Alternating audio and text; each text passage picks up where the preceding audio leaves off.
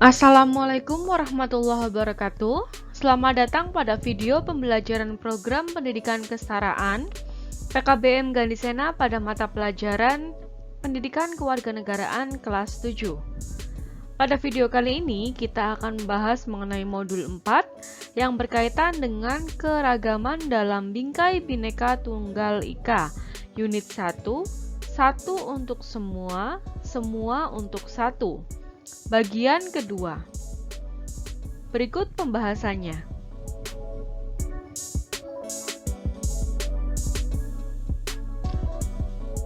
Unit 1, satu untuk semua, semua untuk satu. Keberagaman agama.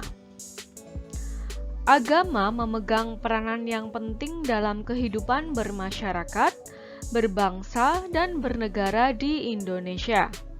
Meskipun demikian, negara Indonesia bukanlah negara agama yang berdasarkan pada satu agama tertentu. Indonesia adalah negara berketuhanan yang Maha Esa, yang memberikan jaminan kemerdekaan bagi tiap-tiap penduduk untuk memeluk agamanya masing-masing dan untuk beribadah menurut agamanya dan kepercayaannya itu. Jaminan tersebut terdapat dalam pasal 29 ayat 2 Undang-Undang Dasar Negara Republik Indonesia tahun 1945. Paham ateis yang tidak mempercayai adanya Tuhan yang Maha Esa tidak boleh hidup di Indonesia karena bertentangan dengan Pancasila dan Undang-Undang Negara Republik Indonesia tahun 1945. Di Indonesia ada 6 agama resmi yang diakui pemerintah, yaitu Islam, Kristen, Katolik, Hindu, Buddha, dan Konghucu. Menurut sejarah, sejak zaman dahulu, kekayaan alam Indonesia menarik pedagang-pedagang dari bangsa lain untuk datang ke Indonesia. Di samping berdagang, mereka juga menyebarkan ajaran agama. Misalnya Hindu dan Buddha dibawa oleh para pedagang bangsa India yang sudah lama berdagang dengan Indonesia.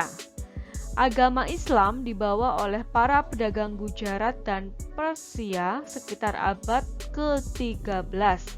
Ajaran agama Kristen dan Katolik dibawa oleh para pendatang dari Eropa.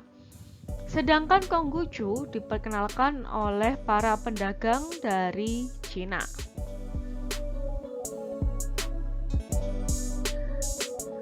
Bangsa Indonesia dapat menerima ajaran-ajaran agama tersebut karena sebelumnya sudah mengenal dan mengakui bahwa di luar kekuatan dan kekuasaan manusia, ada kekuatan lain yang lebih besar yang dinyatakan dalam bentuk kepercayaan seperti animisme dan dinamisme. Dengan masuknya agama-agama yang dibawa oleh para pendatang tersebut, bangsa Indonesia menganut agama yang beragam sesuai dengan keyakinannya masing-masing. Meskipun berbeda-beda, namun ada kesamaan, yaitu semua agama mengajarkan kepada umatnya untuk berbuat baik dan hidup yang benar. Hidup dengan menjalankan segala perintahnya dan menjauhi segala larangannya. Selain mengatur hubungan antara manusia dengan Tuhan yang Maha Esa, agama juga mengatur tentang hubungan antara manusia dengan sesamanya dan dengan alam ciptaannya. Oleh sebab itu, dalam kehidupan sehari-hari di masyarakat, berbangsa dan bernegara, kita wajib saling menghormati, mengembangkan sikap toleran, dan bekerja sama untuk mewujudkan kerukunan hidup, persatuan, dan kesatuan bangsa Indonesia.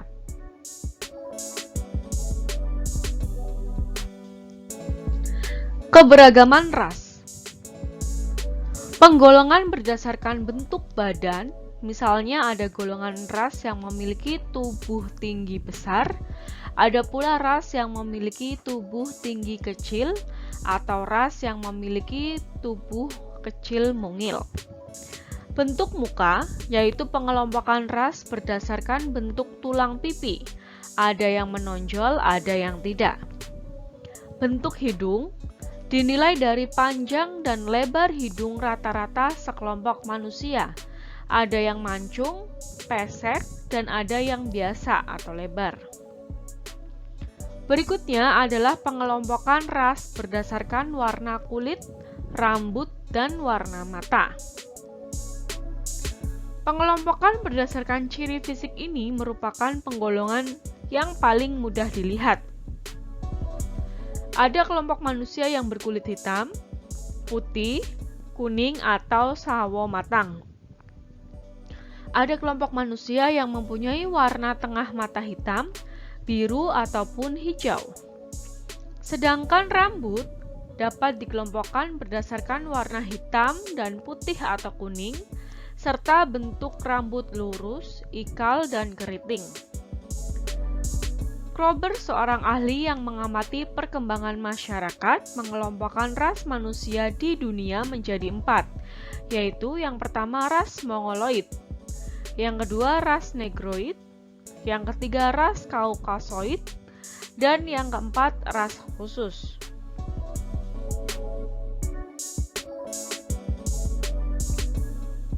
Beberapa ras yang ada dalam masyarakat Indonesia antara lain ras Mongoloid di Sumatera, Jawa, Bali, Nusa Tenggara Barat, Kalimantan, dan Sulawesi.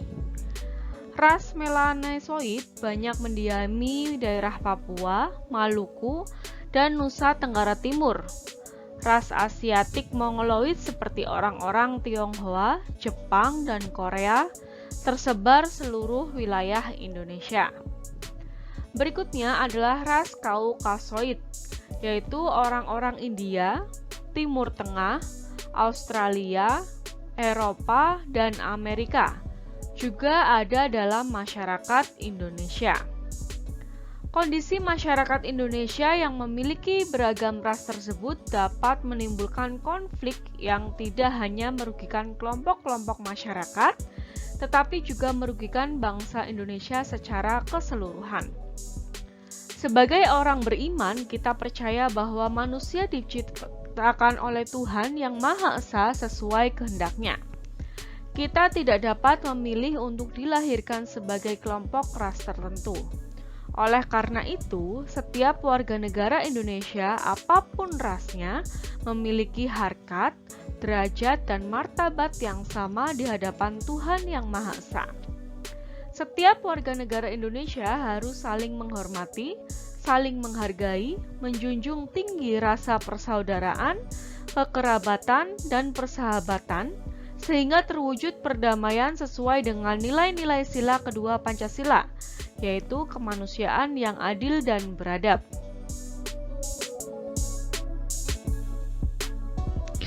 Keberagaman antar golongan.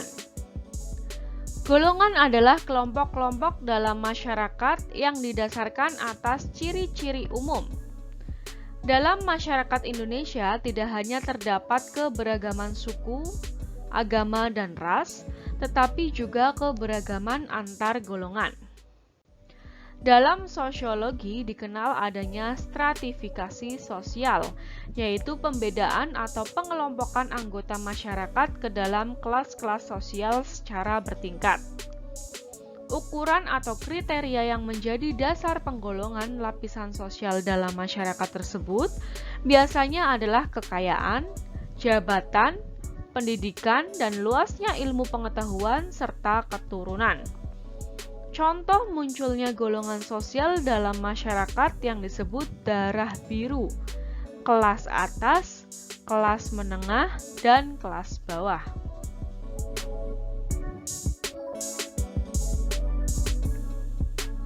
Di samping itu, ada juga penggolongan lapisan masyarakat berdasarkan ukuran yang menyangkut pekerjaan atau profesi, agama, politik, dan sebagainya.